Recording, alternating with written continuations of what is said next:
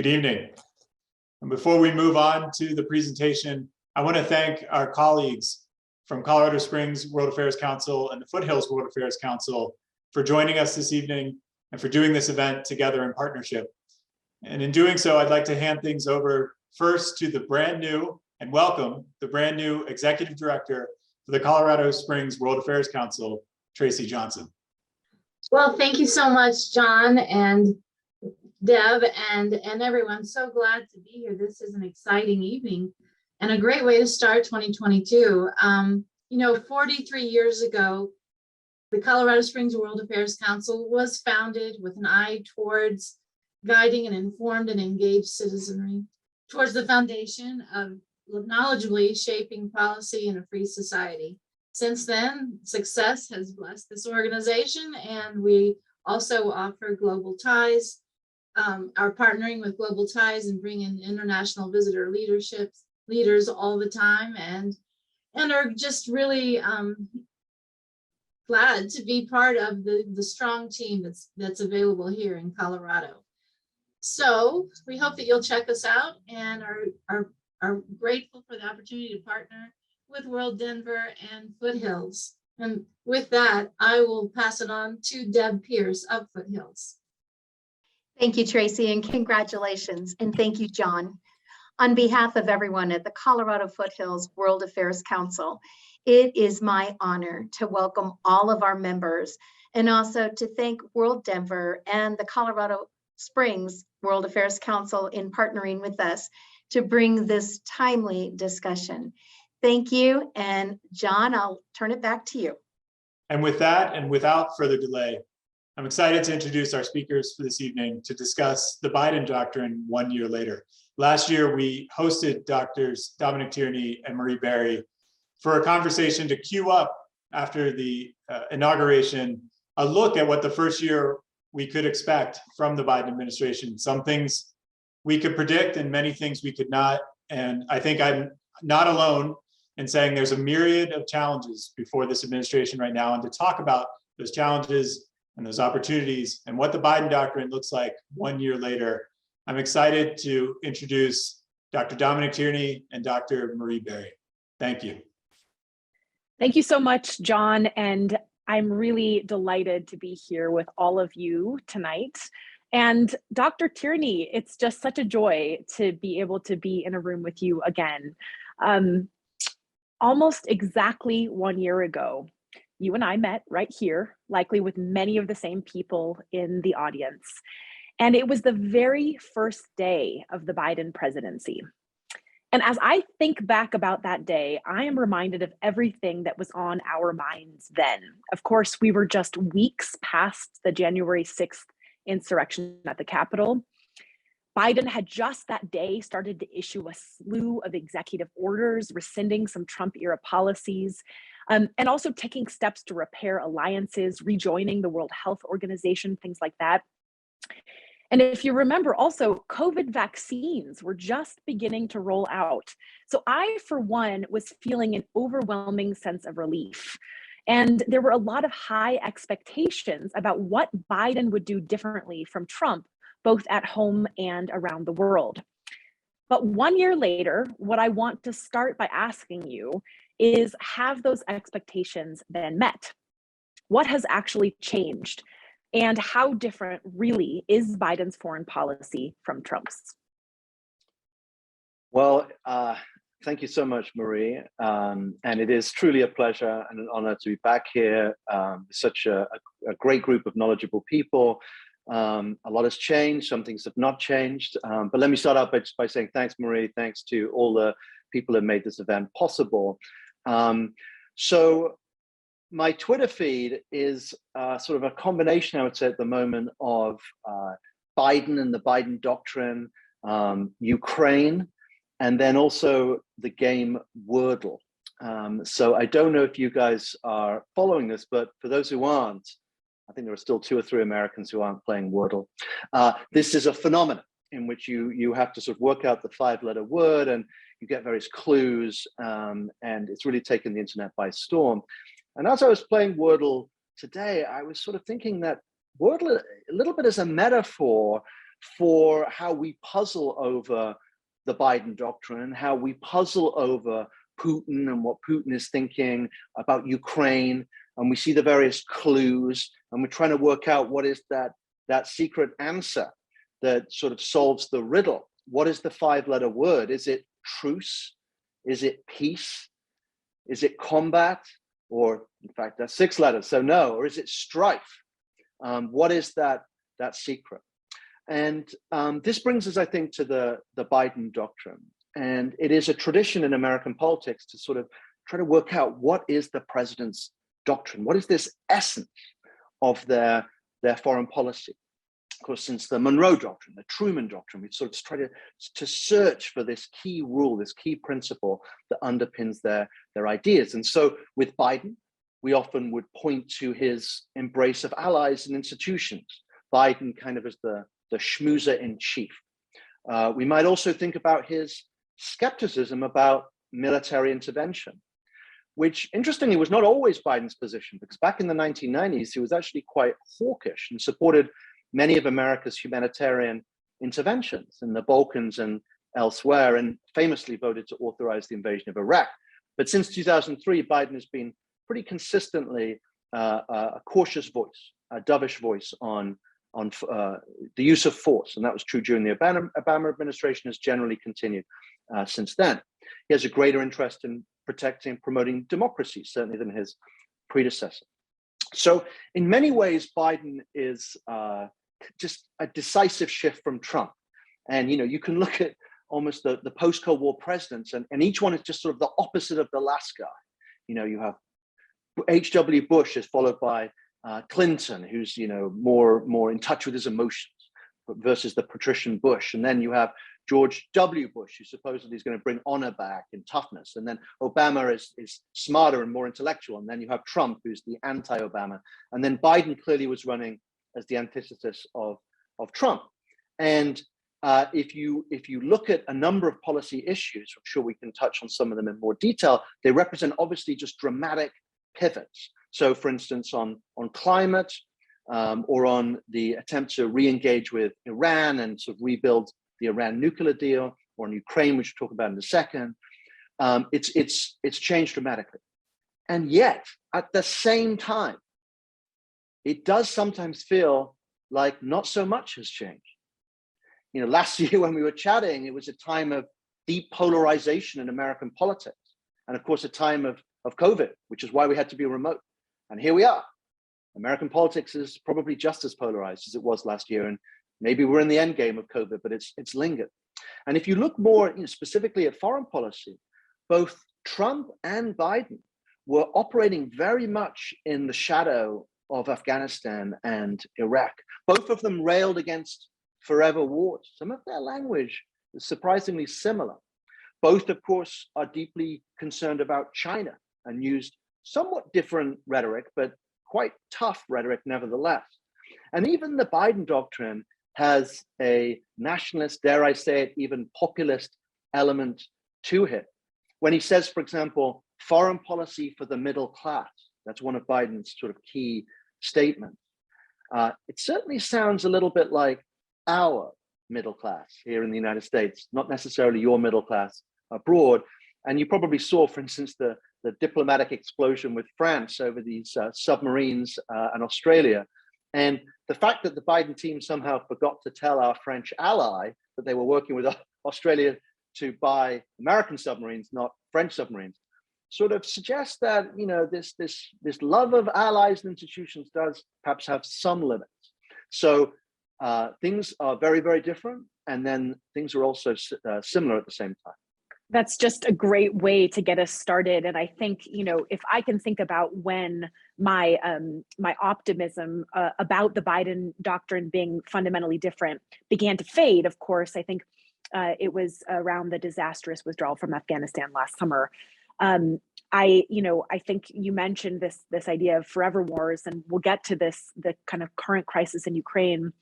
But I thought maybe we could start also by really talking about about what happened in Afghanistan and how that changed the administration and its foreign policy going forward. You wrote a book in 2015 about the right way to lose a war. And my guess is you wouldn't necessarily suggest that what happened in Afghanistan was anywhere close to right. I know for many advocates of women's rights, the kind of worry and the absolute kind of gutting stories that came out of Afghanistan were deeply disturbing and continue to be. Certainly the news reports of the bomb at the airport and the tens of thousands of Afghans trying to leave. And of course, the Taliban remaining in charge were really major sort of events that I think really kind of made us question, what was the point of that war, and really, what are the next steps now as we're kind of looking back about what happened in Afghanistan, and we know that there's massive famine and massive kind of structural insecurity that's happening in Afghanistan. What is the US's role kind of going forward as well? So in some ways, I think the fall of Kabul is the touchstone event of last year, and certainly one of the most memorable events in Biden's foreign policy administration. And so let's have a little reflection on this. The war in Afghanistan can only be described as a massive failure. 2,500 Americans have been killed. Hundreds of thousands of Afghans have died. The United States has spent something like $2 trillion, and the Taliban is now in control, nearly all the country. Women in Afghanistan can't go to school. In many cases, they can't work. There are lots of other restrictions on their life. Al-Qaeda is crowing about victory. They didn't really deliver the victory, but they are sort of trying to take some of the credit. And this is a catastrophe for the 38 million or so Afghans who now face a terrifying humanitarian situation, perhaps one of the worst in the world, with mass starvation. Is this Biden's fault? Well, I would say that he certainly can take some portion of responsibility for the lack of planning that accompanied the withdrawal in August, and the sort of chaotic scenes that we saw at the airport that were shocking, partly because they sort of dug up some buried or not so buried memories of Saigon in 1975. But the truth is that the sort of the narrative that this is all Biden's fault and he sort of lost the Afghan war is, deeply simplistic. And what has happened is sort of decades of failure in Afghanistan have just been sort of telescoped inwards until it's solely Biden and his responsibility. So if you're trying to explain the roots of American failure in Afghanistan, you have to look at, just the sheer ignorance that the United States had about the country, and this very dangerous sort of missionary zeal that the US went into Afghanistan with, such that in 2001, and this I see as probably the greatest tragedy of the war, in 2001, at the end of the year, the Taliban were routed, and the Taliban actually said to the US, basically, we surrender. And they reached out and said, can we have a place in the new Afghanistan?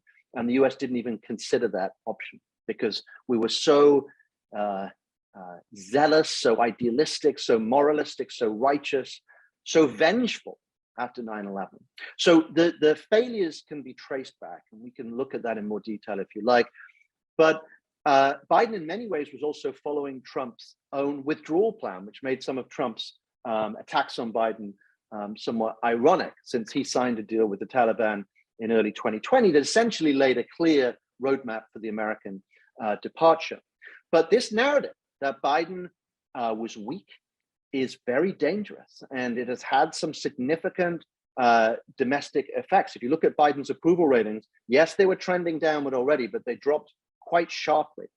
And the image of being weak is very dangerous for a Democrat president. You just sort of think of Jimmy Carter and the Iran hostage crisis in 1979, for example.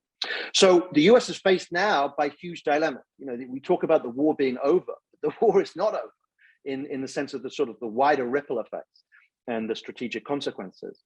And so one of the riddles the US has is, should the United States deliver food aid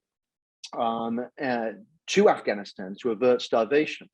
And part of the dilemma is that if we deliver aid, then this may simply stabilize the regime. And if Afghanistan is in crisis, then that gives us some degree of leverage over the Taliban. But of course, this is a strange and arguably immoral logic.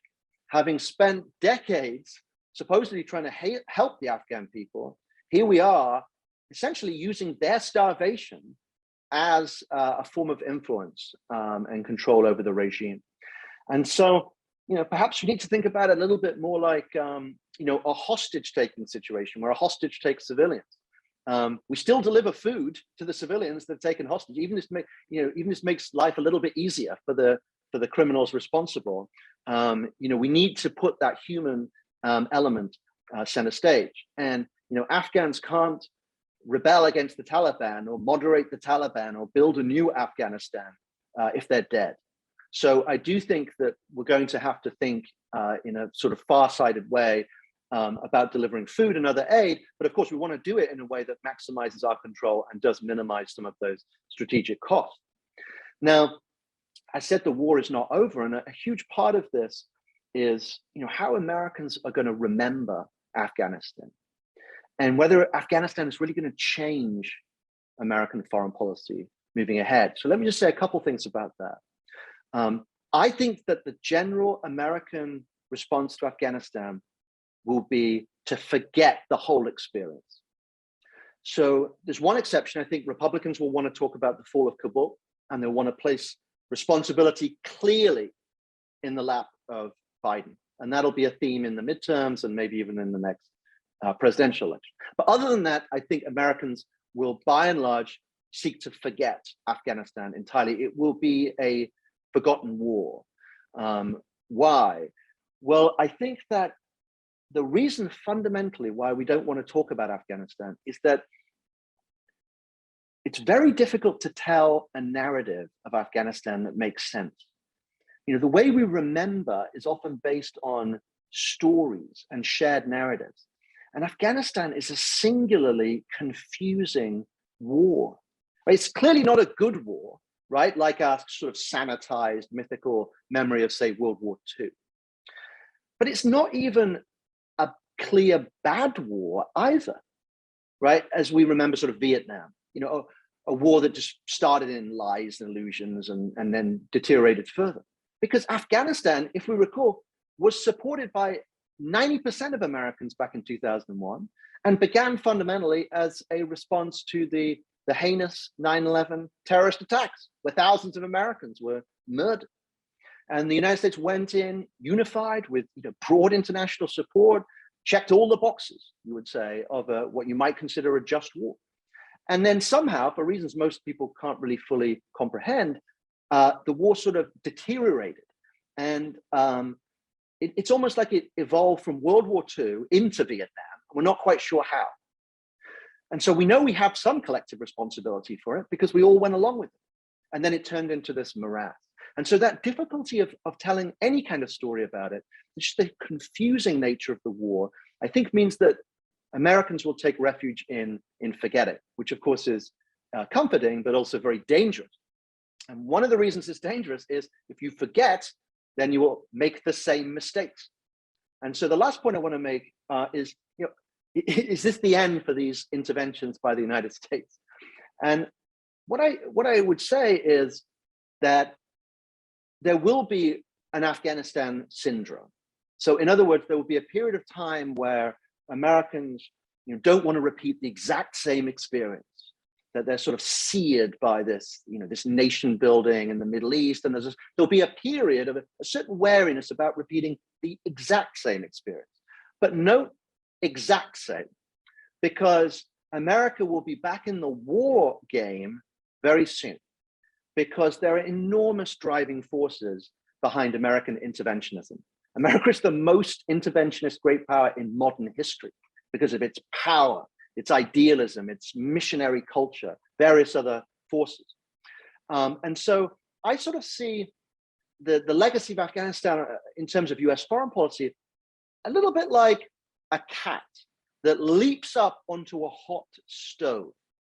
Well, that cat will probably learn not to leap on the stove again, but it will still continue leaping without looking in other locations. And I sort of think that that's going to be the pattern for the United States looking ahead. That is deeply depressing. I mean, I can't even wrap my head around the human implications of that, right? Just as a quick follow-up, and I want to thank those that have asked some questions both in the chat box, but also in the Q&A box. That's a little easier. But Malcolm and others have really agreed with you, chiming in about that this wasn't just Biden's fault. There's a much longer story here, and so thank you for hitting some of that. But I have a particular interest in understanding what may change with the actual sort of military techniques, tools, technologies that we use in wars as a result of what happened in Afghanistan. And I think just in the very final days, as there was this disastrous drone strike that killed many children in Kabul, that was caught on, clearly on camera and with news coverage, there's been a conversation cracked open about the way in which the US has engaged in military strikes abroad, not only in Afghanistan, of course, but in many places, with this human toll that perhaps hasn't really been recognized by most people in the American public. Just wonder if you think that will change at all. It sounds from your answer a minute ago that you doubt it will. Yeah, I mean, that's a terrific question, and thanks everyone who's chiming in with thoughts and questions. There's been some great reporting by Azmat Khan and her colleagues in the New York Times in recent days on the price of American air power, and the fact that the sort of era of drone warfare, of stealth warfare, of so-called precision warfare, has a very dark side that often goes underreported and ignored. The focus is so much on America and so much on American soldiers that the cost for local people can be terrifying. And I think we have seen the dangers of this sort of model of drone warfare, both in terms of civilian casualties, but also another piece of it is the optics of drone warfare. If you're trying to win one of these counterinsurgency campaigns and win hearts and minds, because if you utilize essentially flying robots to take out your enemies, then you are sending two messages, it seems to me, in the conflict. The first is that you are overbearing, right? You are an imperial power with this technology that local people can't even understand, that just delivers death from the sky. And then the second message that you are sending is that you are vulnerable, because you will not put your own soldiers on the front lines. Instead, you rely on these advanced technologies. And if you sort of think about a combination of optics or ideas that would be most liable to provoke resistance, it would be a combination of overbearing or imperialistic, but also vulnerable. And of course, the Taliban really developed a narrative that really played on those themes, along with America being the foreign occupier, the un-Islamic force, and so on. And the Taliban like to contrast America's reliance on high technology with their own willingness, their own fighters' willingness to die in suicide attacks and other, as they saw it, sort of heroic attacks. By the way, the Taliban also carried out truly appalling attacks on civilians as well. So this model of war has a grave cost, but I don't think it's going anywhere. It was not George W. Bush who massively expanded drone strikes. It was Barack Obama. That is Barack Obama, the extraordinarily thoughtful president, someone who's, I think, reflected with great depth on the ethics and sort of balancing ethics and realist concerns in international affairs. You sort of thought about a lot about these dilemmas, as you may, if you've read his memoir, or there was a great article in The Atlantic called The Obama Doctrine that sort of was based on interviews with him. And he massively expanded these these tools, because for Obama, the choice was not between, at least as he saw it, between sort of drone strikes or no war.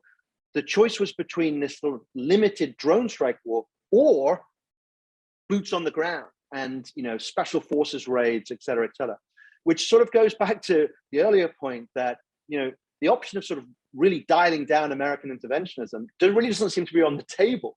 And so Obama sort of saw it much more in terms of this is the least costly of the range of sort of politically plausible foreign policies. Right. Well, gosh, I mean, let's talk now then about the very real possibility of boots on the ground somewhere, which is the Ukraine. You know, this is perhaps the most urgent and pressing current foreign policy issue that is on many people's minds. Russia has amassed 100,000 troops along the border. Biden has issued a kind of a high alert to 8,500 troops in the United States, and we see a set of responses coming from NATO as well. Catch us up. What do we need to know about the current situation and how Biden might be expected to approach it? And maybe you could also help us understand what Putin aims to achieve by looking in this way at Ukraine. Sure. So you can unravel the story here decades, if you like. But we'll just start in very briefly. In 2014, there were mass protests in Ukraine. In 2013, the relatively pro-Russian regime was toppled. This is known as one of the kind of color revolutions that Putin is so opposed to. And you've got a more pro-Western, pro-European government in Ukraine. Russia responded by seizing part of Ukrainian territory, the Crimea, where it had a strategic base, and also instigating civil war in the eastern portion of the country, where there's a large Russian population, and delivered weapons, and it recruited mercenaries. Little green men went in, and so on. This is the sort of name for Russian soldiers or mercenaries who were sort of not operating as official soldiers. So where we're at, you gave a great summary. And what's going to happen? Well, let me make two sort of key points about this. The first point is there is not going to be a war. So I think a full-scale invasion of Ukraine is very unlikely. This is not the Putin playbook. If you look at the sort of the model of war that he has used, it tends to be relatively low risk, limited war with some sort of pretext that he can seize on. So in 2008, Putin Russia intervened in Georgia to support breakaway provinces, but it was a limited operation, didn't try to overthrow the regime, just sort of push the Georgian forces out of these breakaway provinces, give a bloody nose to Georgia. And then after a few days of war, Russia pulled back. And then in 2014, we already mentioned its response in Ukraine. And then, of course, Putin also intervened outside the former Soviet Union. This is rare for Russia, in Syria in 2015. Again, a limited operation designed to support the Assad regime. Russia's only military base outside of the former Soviet Union is in Syria, and it was limited to air power. And most people say it's quite effective in helping to turn the war around, and Assad is fairly clearly going to stay in power. So these are all fairly limited interventions, so restricted goals, restricted use of force, and so on. Indeed, Russia has not fought a really large-scale offensive war, a kind of tank battles, air power, this kind of thing, since World War II, right? Of course, there was a bloody war in Afghanistan, a counterinsurgency, but the kind of war that we would think about with a full-scale invasion of Ukraine, Russia has not really engaged in that since World War II. And Ukraine is a huge country. It's as populous as Afghanistan. Hundreds of thousands of Ukrainians have some military experience. So it would be a tough war. And the West is broadly allied. There are some differences of opinion, like with Germany, which maybe we can get to, but broadly aligned, and has threatened, I think, credibly, some pretty severe sanctions. And there are a couple other clues that Russia's not serious about a full-scale invasion. The Russian state media is not focused on war, which you think that it would be if there was about to be a huge invasion. And Russia has not completed some of the key operational tasks it would need to do if it was really going to sort of send in tank columns. Like it needs large mobile hospitals and things like this, because there'd be a lot of casualties, and they're not yet in place. So it would be an insane gamble for Putin to just to send in the tank divisions. He would essentially be risking his own regime. It would be the single thing that would be most likely to topple Putin from power, would be an unpopular war in Ukraine. So that's my first point, there's not going to be a war. My second point is there is going to be a war. And so what I mean by this is that the lines have blurred between war and peace. So, Clausewitz famously said that war is the continuation of politics by other means. War and politics are not distinct, they're not separate entities. Americans often sort of think that, peace, politics ends, and then, right, that's it. We're in a new domain, right? Okay, our citizen soldiers get together, we fight a war, we win, and then it's back to peace. This is not how Russia thinks about war. For Putin, war and peace just blur together. And war is a continuation of peace. Peace is a continuation of war, and politics is sort of suffused throughout that process. So I don't see much hope of a final diplomatic solution. Putin's demands are never going to be met. The demands he put forward include basically NATO not only guaranteeing that Ukraine will never join, which I think would violate a key principle, which is that countries can choose their own alliances, but also that NATO has to pull its forces out of NATO member states in Eastern Europe, which there's 0% chance happening of that. So what does Putin want? I think he wants Ukraine to be either weak or loyal, right? So Putin sees a strong antagonistic Ukraine as a big threat, right? Strength, and then it's sort of foreign policy dispositional, where its alliances are. So he wants Ukraine to be weak and or loyal, probably ideally both, which is the safest option. So all of his strategies are really pushing towards one of those two things: weaken Ukraine or try to shift its politics in a more amenable direction. He has never accepted Ukraine's independence, right? Putin has been quite open that he considers Ukraine to basically be part of the Russian sphere, maybe even part of Greater Russia. And Putin has this desire to sort of be taken seriously on the world stage as a great power. He's never really got over Barack Obama's comment that Russia was, quote, a regional power that, quote, acted out of weakness. He's never really got over that. And a lot of this is about status gains. So the most likely scenario is a sort of continuation of this sort of gray zone struggle. I could see Putin stepping up, backing for rebels. I could see maybe even trying to broaden the sort of rebel territory, the autonomous zone in eastern Ukraine, probably just enough to avoid uniting all of Russia's adversaries. So just enough to stop Germany and other, sort of more warier countries from all getting on board with an anti-Russian coalition. Now, a larger war, as I said, would be an enormous gamble. But let me just say, I wouldn't discount this entirely, partly because sometimes small wars can become big wars. Wars have this habit, as America has discovered, of evolving in ways that we didn't expect, like with Afghanistan. And then, of course, finally, maybe Putin will just act in an utterly reckless way. After all, countries sometimes do that. Japan in 1941 thought long and hard and then decided to attack the United States, a country 10 times as powerful as it was. And that war ended with Japan totally devastated.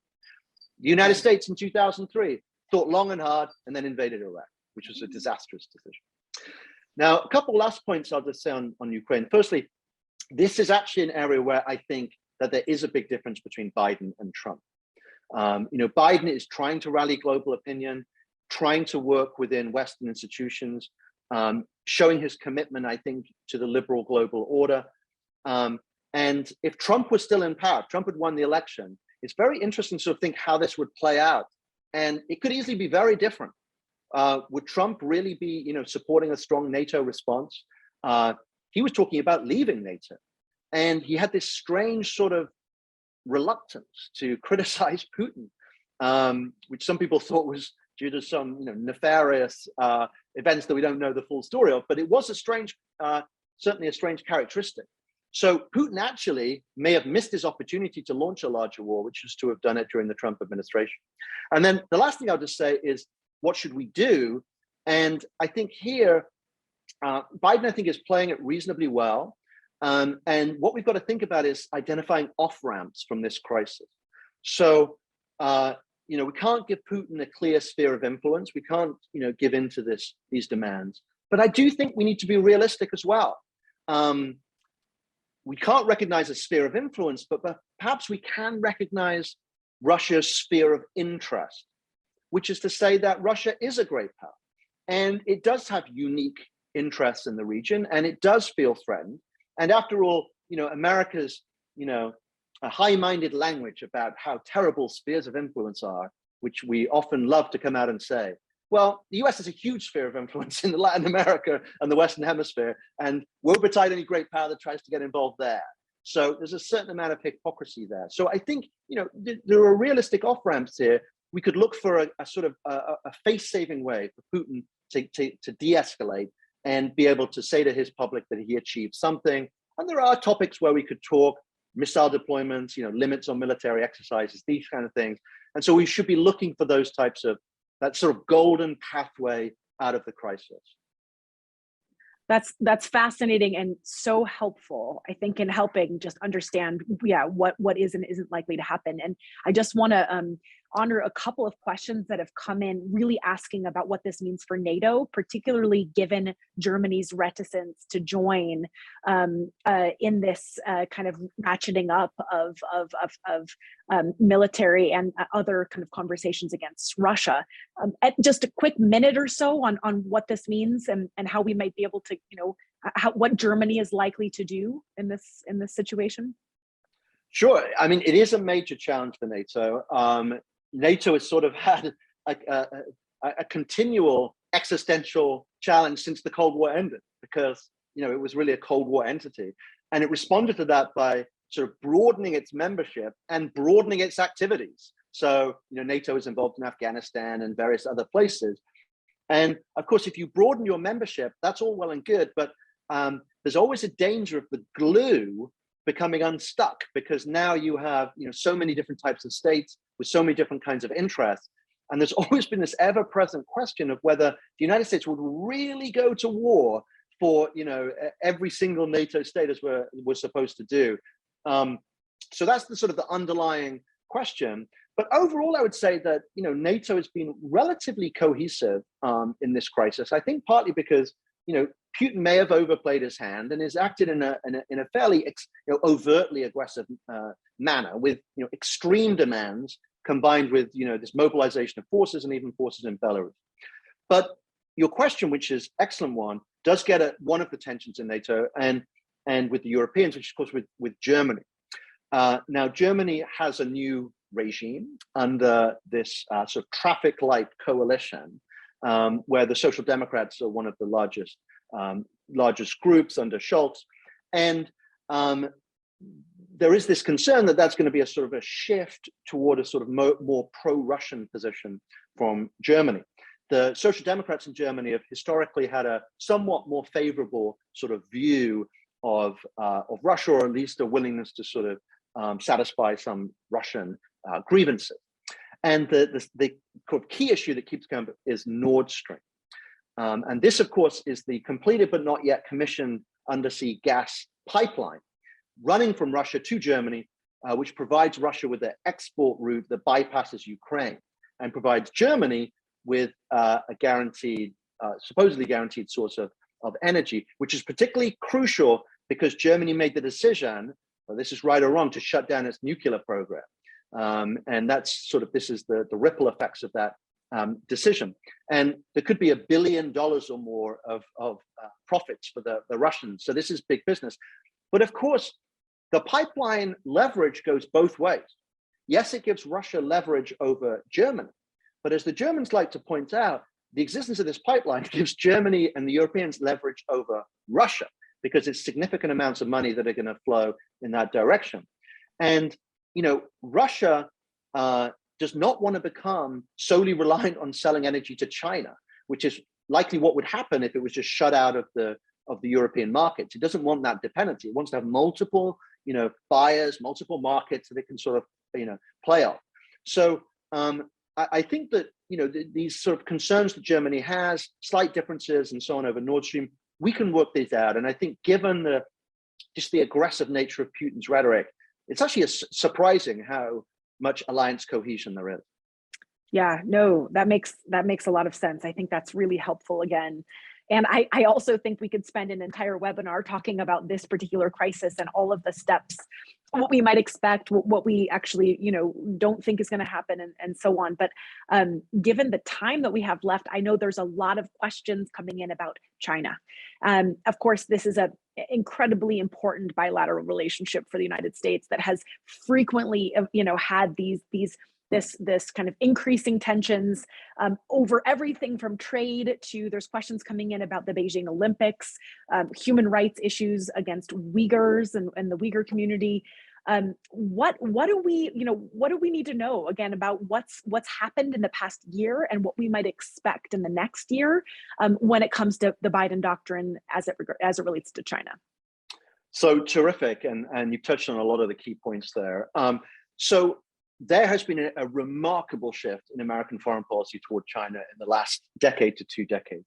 It wasn't that long ago, the George W. Bush administration, when Bush was inviting China to be what the Bush administration called a responsible stakeholder.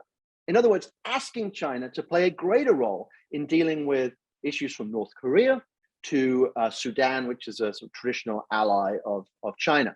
So the US wanted China to sort of not be so isolationist and to bear more of the burden of sort of world policing and so on. Well, things have changed.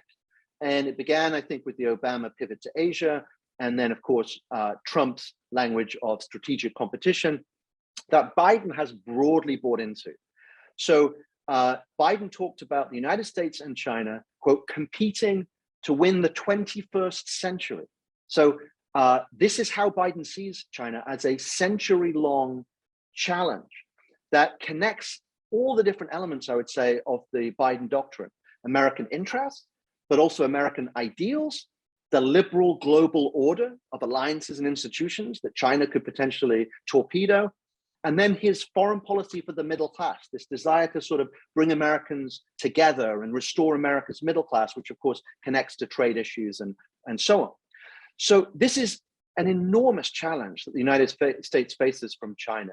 In some ways, Beijing seems less dangerous than, say, the Soviet Union, right? It doesn't have the same missionary ideology as communist Russia did. But China has much greater power potential than the Soviet Union ever did. By some measures, China is already the world's largest economy. And this means that for the first time since the 1880s, the biggest economy in the world is not democratic. And you do wonder, what will the Americans of 2030 or 2040, what will they, if they could, what will they say to us now about what we should do now as they live in the world of 2030 and 2040? A world where China is quite likely to be an even greater power.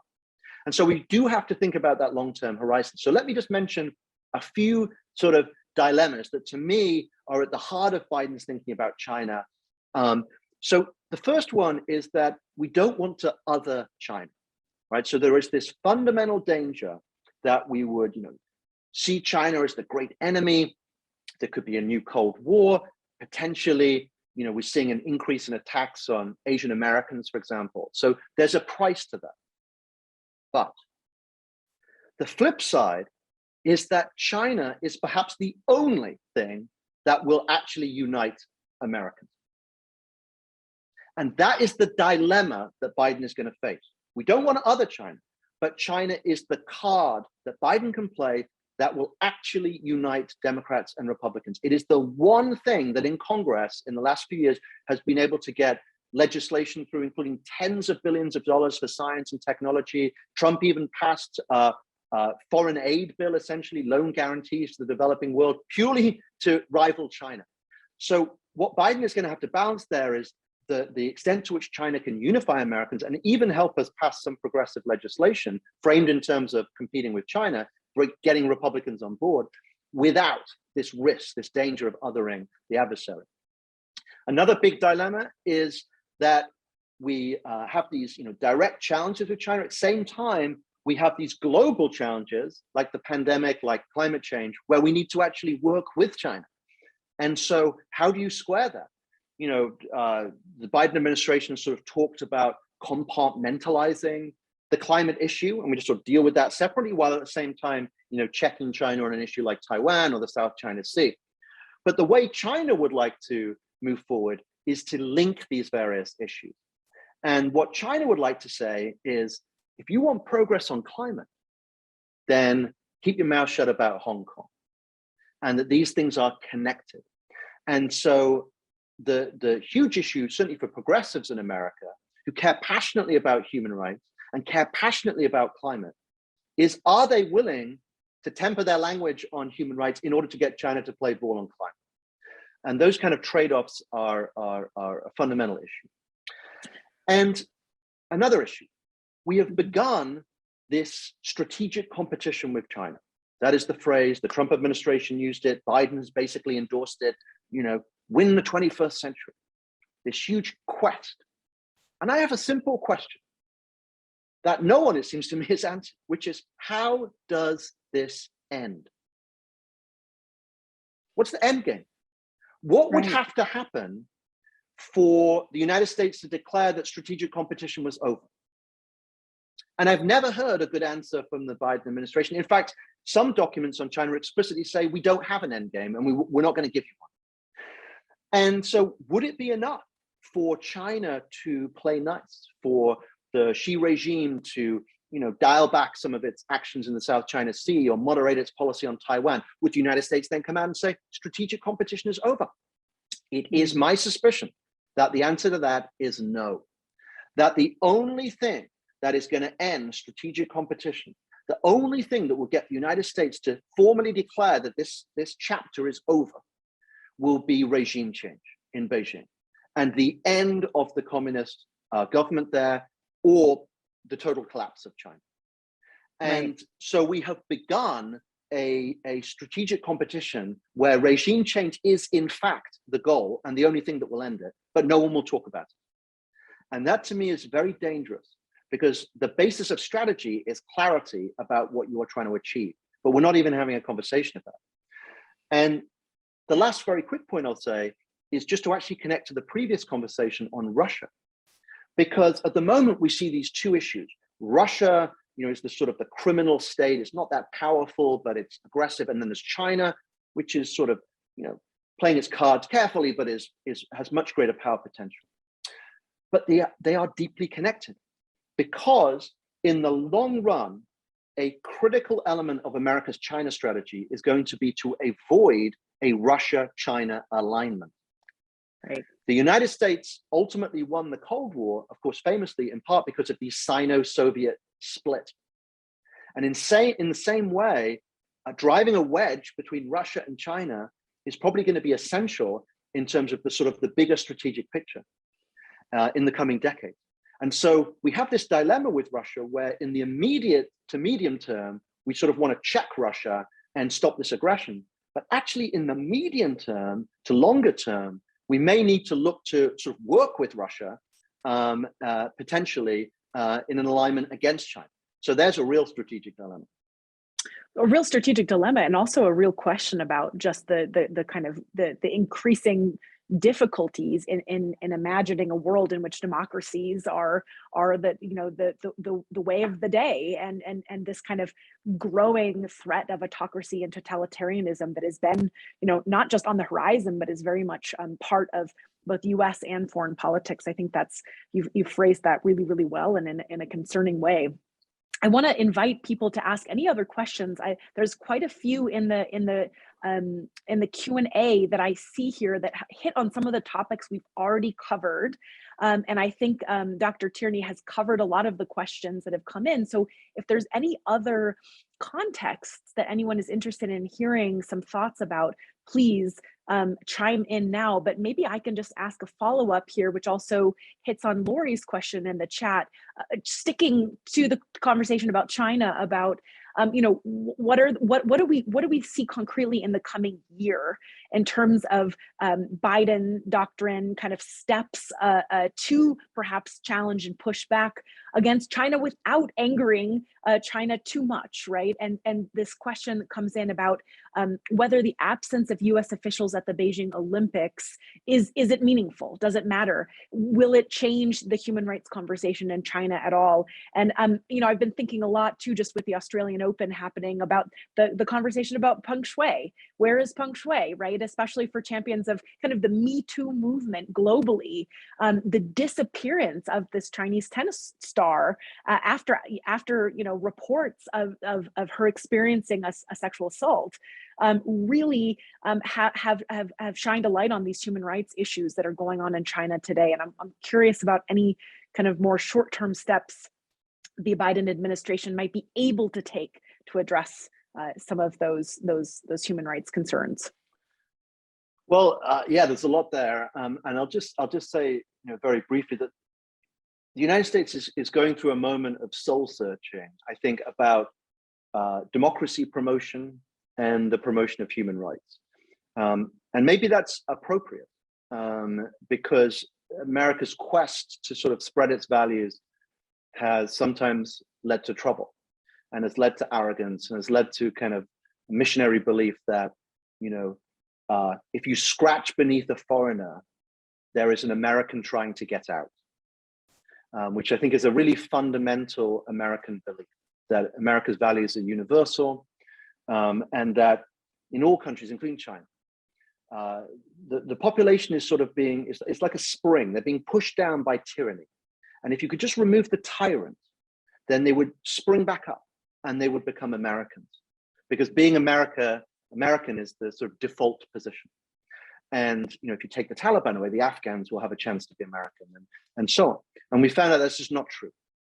And if you think about historically, two ways that the United States tried to spread democracy and protect human rights. One was crusading with the sword, and then the other alternate model was the city on a hill, that America would sort of perfect its own democracy so well that other countries would just want to copy how America looked.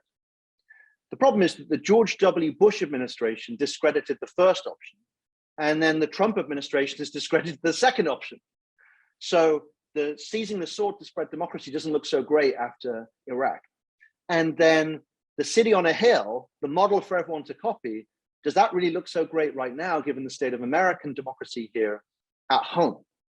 And I saw some images of how Chinese state television covered the January 6th insurrection, and they leaned into it because it showed just the chaos of America. So that's great, but also the instability that's associated with democracy, and contrasted with their state-directed authoritarian capitalist model. So we're in this sort of very difficult moment in terms of democracy promotion and idealism. And I actually think in part, maybe we need to get our mojo back a little bit, that it is appropriate to reflect on decades of failure with these different models.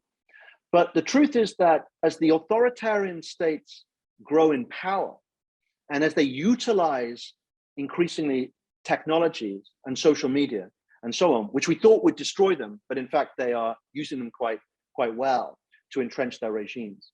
The United States and other democratic powers do need to make a stand to protect those rights. So in the coming months, I do think it's appropriate for the United States to stress the human rights card. It needs to do it with a certain amount of humility, given America's own many failings on human rights, from drone strikes to Guantanamo Bay, the list goes on. But it can try to embarrass and pressure the regime. It is a source of soft power for the United States, tarnished perhaps, but nevertheless there. And it's something that China has really always struggled to match. we are going to see a lot of challenges for the Biden administration. China, Taiwan is going to be a huge issue. A lot of people are saying that the United States needs to firm up its guarantee to Taiwan. It currently has a very ambiguous posture as to what the United States would do. My own sense is that they're not going to do any sort of radical departure, but there are certainly more and more hawkish voices that would say we need to see Taiwan as a formal ally, and basically say that the US would go to war to protect Taiwan. And that may be an increasing sort of position, certainly in Republican circles. But again, and this is sort of a theme of a lot of what I've been saying today, is that foreign policy and domestic politics are increasingly blurred. You know, just like war and peace are blurred, foreign policy and domestic politics are blurred. So we used to think that domestic politics ended at the water's edge, and then it was sort of a unified position in diplomacy. Well, that's not true at all. You know, Trump was investigated by the FBI for being a Russian agent, and the connections go in lots of different directions. So from Biden's point of view, the key to winning this 21st century contest is to try to restore the middle class and restore democracy here at home. And that is something I think it's fair to say he struggled to do in his first year. Ironically, to go to a point I was just saying, the card he may still have is actually China. So yeah, he wants to bring people together in order to win this contest with China. And it may be, and this is a tragedy if so, but it may be the case that China is the one thing that would bring Americans together. That is so interesting. And oh my gosh, Dominic, the number of questions that came in the last 4 minutes is astounding. And so I just wish we had more time. I mean, I'm looking here and a lot of them actually hit on this question of the nexus between foreign policy questions and how that relates to the world. There's a question in here about, you know, a chapter of young Republicans in the United States endorsing Orban, you know, for re-election. That just is an example of showing this kind of a trend in a particular set of questions that has so occupied kind of global politics around autocracy, democracy, things like that, but being something that we're really wrestling with here at home as well. And of course, we didn't even get to climate change, you know, talking about this issue that also, you know, potentially has this potential to unite Americans and yet has been a source of massive division at home. And yet it is something that has absolutely no knowledge of borders, you know. And so I am just sorry that we're out of time. I hope we can continue this conversation possibly in person next year. But I want to thank you for just such a wealth of information tonight. Wow, there was a lot to chew on. And I want to hand it back to John from World Denver. Thank you all so much for paying attention and for being here tonight. Thank you. And I couldn't agree more in the fact that this conversation has to continue. It has to keep going on. And so I know all of our councils, all three of us, would love to see you both in person next year as we evaluate the midpoint of the first Biden administration. And I also just want to thank you so much for your time this evening. I want to thank those who joined us for the last hour. And just this is such a reminder, such a captivating conversation as tonight, as a reminder of why it's so important for all of you to support your local World Affairs councils, whether you're in Colorado Springs, whether you're at the foothills, or whether you're in Denver, and we really appreciate that support. Thank you again so much, Dr. Tierney, Dr. Berry. We will absolutely see you and hear from your insight again next year.